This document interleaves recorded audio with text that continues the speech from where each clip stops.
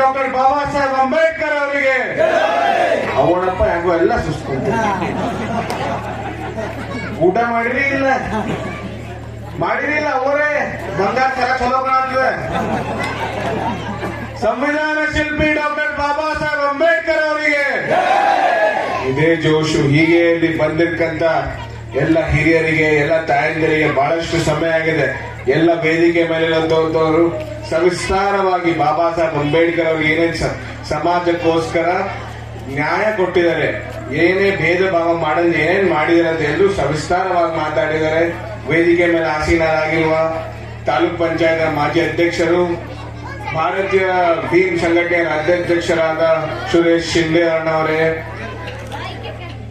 ಈ ಭಾಗದ ನೇತಾರರು ಪಿಕೆಪಿಎಸ್ ಜನತಾಪದ ಅಧ್ಯಕ್ಷರಾದ ಅಡ್ವೊಕೇಟ್ ಆದ ಬಸವರಾಜ್ ಸರ್ ಅವರೇ, ಶ್ರೀಮಂಡಲ ಮಾಜಿ ಗ್ರಾಮ ಪಂಚಾಯತ್ ಅಧ್ಯಕ್ಷರು ನನ್ನ ಬಹು ಆತ್ಮೀಯರಾದ ಶ್ರೀ ಪೀಟರ್ ಅಣ್ಣವರೇ, ಈ ಊರಿನ ಗ್ರಾಮ ಪಂಚಾಯತ್ ಸದಸ್ಯರಾದ ಮಾರ್ಶೆಟ್ಟಿ ಅಣ್ಣವರೇ, ಬಸವರಾಜ್ ಸರ್ ಅವರೇ, ಇನ್ನೊಬ್ರು ಅಡ್ವೊಕೇಟ್ ಅವರೇ, ಮತ್ತೆ ಈ ಗ್ರಾಮದಲ್ಲಿ ಯುವಕರನ್ನು ಸ್ಫೂರ್ತಿ ತುಂಬಿ ಈ ಗ್ರಾಮದಲ್ಲಿ ಯುವಕನಾಗಿ ಏನೇನು ಮನುಷ್ಯ ಸಮಾಜದ ಬಗ್ಗೆ ಕಳಕಳಿಕೆ ಹಿಂದೂ ಮುಸ್ಲಿಂ ಕ್ರಿಶ್ಚಿಯನ್ ಎಲ್ಲವನ್ನು ಹೊರತುಪಡಿಸಿ ಈ ಗ್ರಾಮಕ್ಕೆ ಹೇಗ್ ಮುಂದೆ ತಗೊಂಡು ಹೋಗ್ಬೇಕಂತ ಕಳಕಳಿಗೆ ಇಟ್ಕೊಂಡ ನಮ್ಮ ಗ್ರಾಮ ಪಂಚಾಯತ್ ಸದಸ್ಯರಾದ ಸಂಗಮೇಶ್ ಅವರೇ, ಭಾರತೀಯ ಭೀಮ್ ಸೇನೆ ಜಿಲ್ಲಾಧ್ಯಕ್ಷರಾದ ನಮ್ಮ ಸಂಜು ಸಾಗರಣ್ಣ ಅವರೇ, ಪೀಟರ್ ಅವರೇ, ನಮ್ಮ ಹೀಗೆ ಪ್ರೊಫೆಸರ್ ಅವರು ಬಹಳ ಬ್ಯೂಟಿಫುಲ್ ಆಗಿ ಮಾತಾಡಿದ್ರು. Education is one thing that no one can take away from you.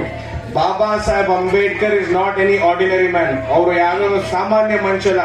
Baba Saheb Ambedkar ಒಬ್ಬರು ಮನುಷ್ಯ ಅಲ್ಲ. ಬಾಬಾ ಸಾಹೇಬ್ ಅಂಬೇಡ್ಕರ್ ಅಂದ್ರೆ ಒಂದು ವಿಚಾರ. ಬಾಬಾ ಸಾಹೇಬ್ ಅಂಬೇಡ್ಕರ್ ಅಂದ್ರೆ ಇಸ್ ಎನ್ ಇಮೋಷನ್. ಬಾಬಾ ಸಾಹೇಬ್ ಅಂಬೇಡ್ಕರ್ ಅಂದ್ರೆ ಭಾರತ ಸುಧಾರಣೆ ಮಾಡಕ್ಕಂತ ವ್ಯಕ್ತಿ ಅಂದ್ರೆ ಅದೇ ಡಾಕ್ಟರ್ ಭೀಮ್ರಾವ್ ಬಾಬಾ ಸಾಹೇಬ್ ಅಂಬೇಡ್ಕರ್ ಅವರು.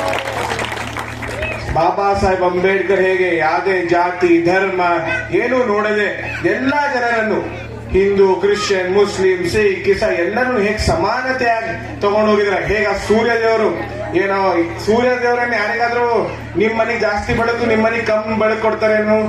ಎಲ್ಲರ ಮನೆಗೆ ಕರೆಕ್ಟ್ ಆಗೇ ಬರ್ತದಲ್ಲ, ಅವ್ರಿಗೆ ಬೆಳಕು ಬಂದ್ರೆ ನಿಮಗೂ ಬೆಳಕು ಬರ್ತದಲ್ಲ.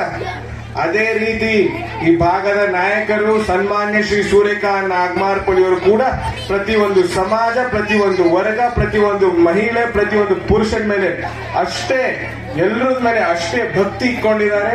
ನಮ್ಮ ತಂದೆಯವರು ಈ ಕಾರ್ಯಕ್ರಮಕ್ಕೆ ಆಗಮಿಸಬೇಕಾಗಿತ್ತು, ವಿನ ಕಾರಣಗಳಿಂದ ಅವರು ಬೇರೆ ಕಡೆ ಆಯೋಜಿಸಿದ ಕಾರ್ಯಕ್ರಮಗಳಲ್ಲಿ ಅವರು ಹೋಗಿದ್ದಾರೆ. ಅವ್ರು ಯಾವ್ದ ಕಾರ್ಯಕ್ರಮ ಹೋಗಿಲ್ಲ, ನಾನು ಬಂದಿದ್ದೀನಿ. ಎಲ್ಲ ಬಾಬಾ ಸಾಹೇಬ್ ಅಂಬೇಡ್ಕರ್ ಬಗ್ಗೆ ಎಲ್ರಿಗೂ ಗೊತ್ತಿದೆ. ಬಾಬಾ ಸಾಹೇಬ್ ಅಂಬೇಡ್ಕರ್ ಬಗ್ಗೆ ಜಾಸ್ತಿ ಯಾರಿಗೂ ಹೇಳಬೇಕಾಗಿಲ್ಲ. ಯಾಕಂದ್ರೆ ಒಬ್ಬ ಚಿಕ್ಕ ಮಗು ಇದ್ರಂದ್ರು ಒಬ್ಬ ಹಿರಿಯ ಮನುಷ್ಯನಿದ್ರು ಕೂಡ ಬಾಬಾ ಸಾಹೇಬ್ ಅಂಬೇಡ್ಕರ್ ಅವರ ಕಾರ್ಯಗಳು, ಅವರ ಕಾರ್ಯನೀತಿಗಳು ಹೇಗ್ ಮಾಡ್ಕೊಂಡು ಬಂದಿದ್ದಾರೆ ಎಲ್ರಿಗೂ ಗೊತ್ತಿದೆ.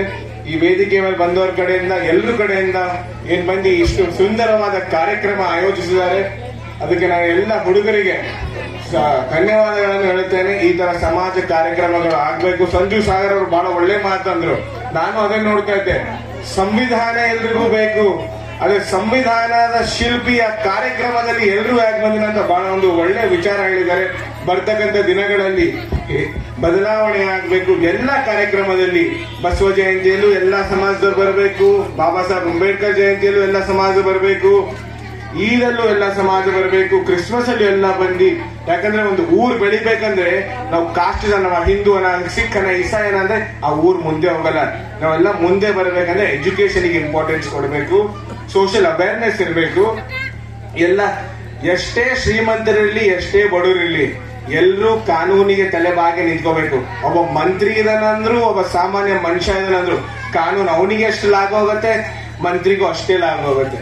ಅದಕ್ಕೆ ನಿಮ್ಗೆ ಏನೇ ಸಮಸ್ಯೆಗಳಿದ್ರು ಕೂಡ ಸುಮಾರು 25-30 ವರ್ಷಗಳಿಂದ ದಿವಂಗತ ಡಾಕ್ಟರ್ ಗುರುಪಾದಪ್ಪ ನಾಗಮಾರ್ಪಳ್ಳಿ ಅವರ ಕ್ಷೇತ್ರದಲ್ಲಿ ತನ್ನ ಕಾರ್ಯವನ್ನು ಮಾಡ್ಕೊಂಡು ಬಂದಿದ್ದಾರೆ.